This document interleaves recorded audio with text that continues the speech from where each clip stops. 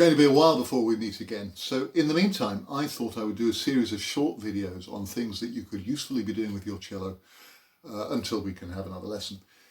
These videos are mainly aimed at beginners and intermediate players, although if you're an advanced player you could find some party tricks here, although I wouldn't go to those sort of parties.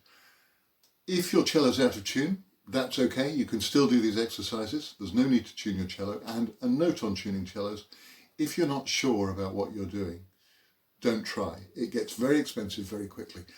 And I will do a short video on things to watch out for when you're tuning. So here's what I'm going to show you today.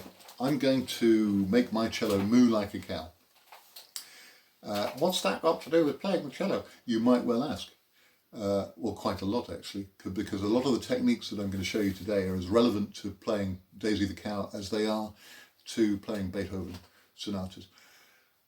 And so for a start, we're going to be using all of the bow, all the way from the heel right the way to the tip, and we're going to be changing the speed of the bow in order to mimic the shape of the moo sound. In addition to that, we're going to be controlling the pitch with our left hand. And how will we know if we've succeeded? Well, if it sounds like a cow, you've done good. If it sounds like something else, well, that could be a discovery for you, which is great too. I'll begin by showing you what we're aiming for. This is a real cow. Notice that the moo gets louder towards the middle and then fades away at the end. We could use Italian terms for that. Getting louder is, of course, crescendo, and getting quieter is diminuendo. And all cows know this. The other thing to notice is that the pitch goes up at the beginning and goes down at the end. And it goes up quite slowly, but it comes down quite quickly.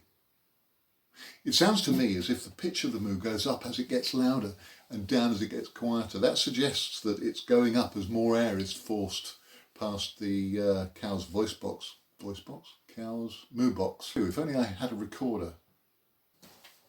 Wow. We can try it. So as I push more air through the recorder, it will sound like a cow, will it? Funny sort of cow. Depending on the level of your playing, this might not be so easy, so I'm going to break it down for you and start with the bowing. The most important thing to remember is that in order to get louder and quieter, the bow has to have time to speed up and slow down. This takes a little bit of practice, so I'm going to do this on the C string. And remember, you have to do it in one bow, so I'm going to start slowly, speed up, and slow down again. Okay, so let's have another look at that.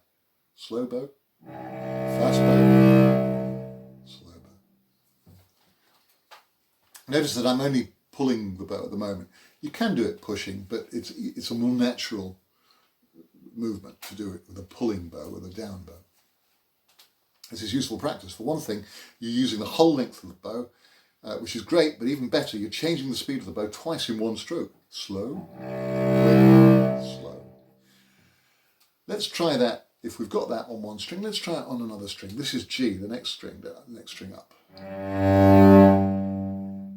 That's nice. And again.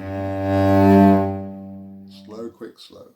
D string. That wasn't so great. Let's try it again. Slow, quick, slow. And finally on the A string. That's quite a big reach, that. That's quite a long way to reach, and your arms might not do that. So just turn your cello a little bit, and that'll make it a little bit easier for you. Yeah, that wasn't very good. And slow at the end. Some of you might be finding that you're catching other strings. You know, you might be catching another string, especially as you get down towards the end of the bow. Probably catching the wrong string. But this is good practice. Try and stay on one string. Back to the moves. The left hand has to move. The left hand has to move. I'm going to use the two inside fingers, 2 and 3, and these are going to slide down the string so that the pitch of the sound goes up. Now remember, it's confusing. When I slide my fingers down the string, the pitch of the sound actually goes up. Listen. So my finger's going down, but the sound's going up. And the opposite is true. If I slide my fingers up, the pitch is going down. So if I go too far, it'll never sound like a cow, although it's quite a nice sound. Quite like it.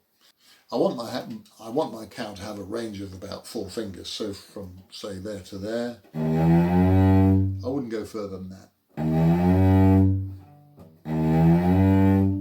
About 4 fingers worth. That won't take you too long to master. But we have to remember one more thing. We have to remember one thing about changing the pitch. When the pitch is rising, it rises slowly. So the cow moves gradually. And as we rise in pitch, we have to do the crescendo, get louder. So as we're rising, the bow's got to get faster. That's half a cow. Okay.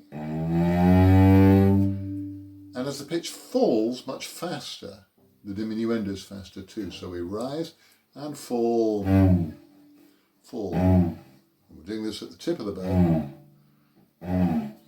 So we put the 2 halves together and try not to change bow in the middle. We don't want to be going, we don't want to change bow. We want to do it in one bow all the way to the tip like that.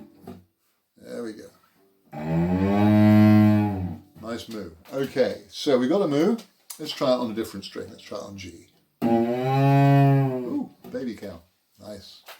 What happens on D? Well, something.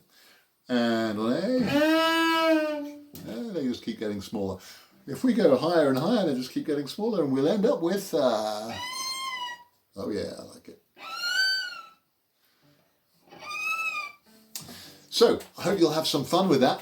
Remember, good practice is playful practice, and if you come up with some strange alien cows, not to worry, and I'll look forward to hearing them when we do eventually get back together. So have lots of fun, stay safe, keep clean.